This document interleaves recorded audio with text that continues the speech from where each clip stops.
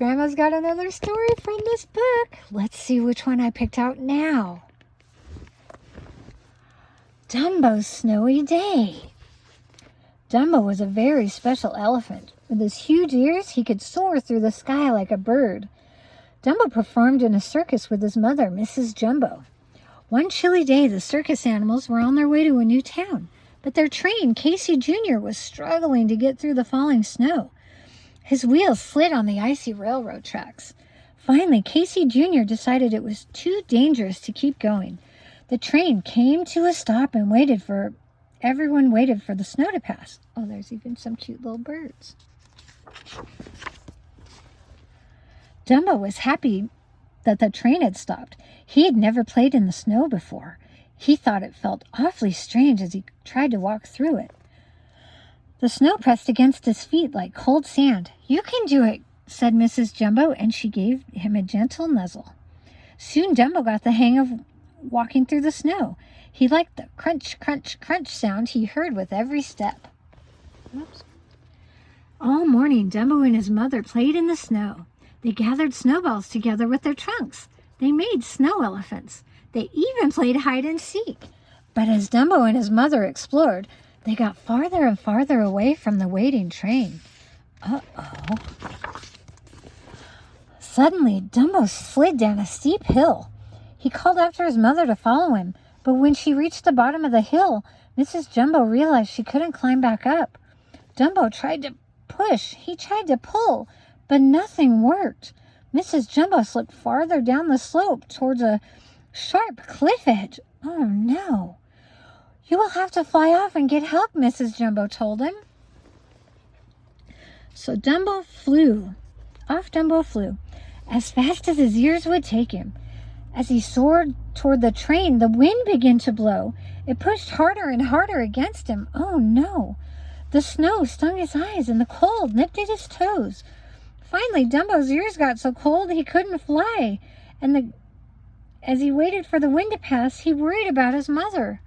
Oh, gosh. Once the wind died down, Dumbo raced back to the train. Quickly, he gathered all the animals together so that they could help. "What are we waiting for?" Timothy Mouse cried. "We've got to save Mrs. Jumbo."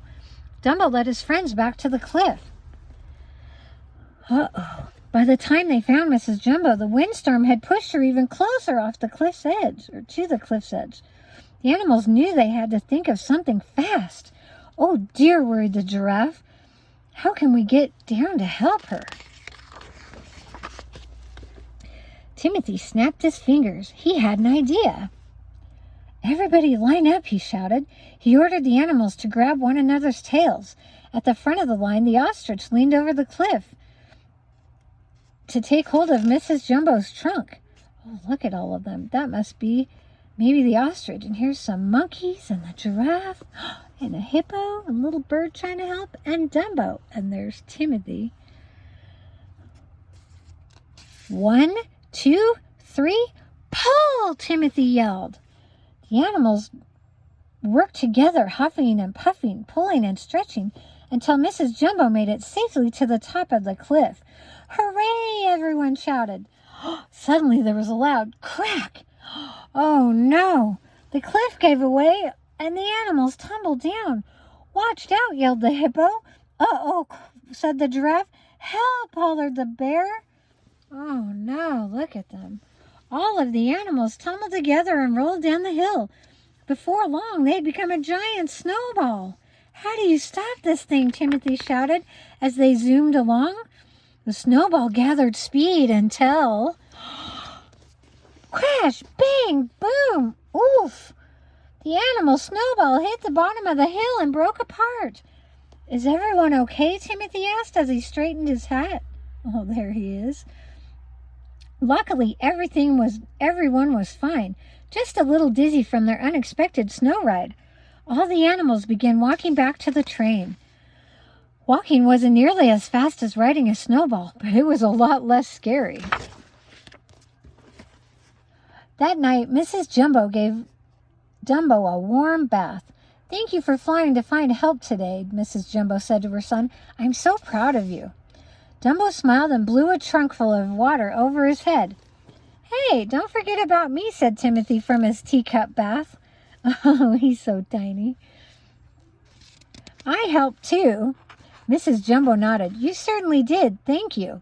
"Aw, gee," Timothy said. "It was nothing. Nothing at all." Oops. Then it was time for bed.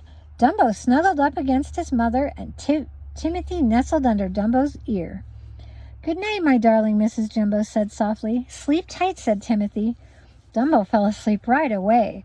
Tomorrow he and his circus friends would perform for hundreds of happy children in the new town. But for now, Dumbo was glad to be warm and safe with his mother as the snow fell gently outside. "All right, good night. Sleep tight. Don't let the bedbugs bite."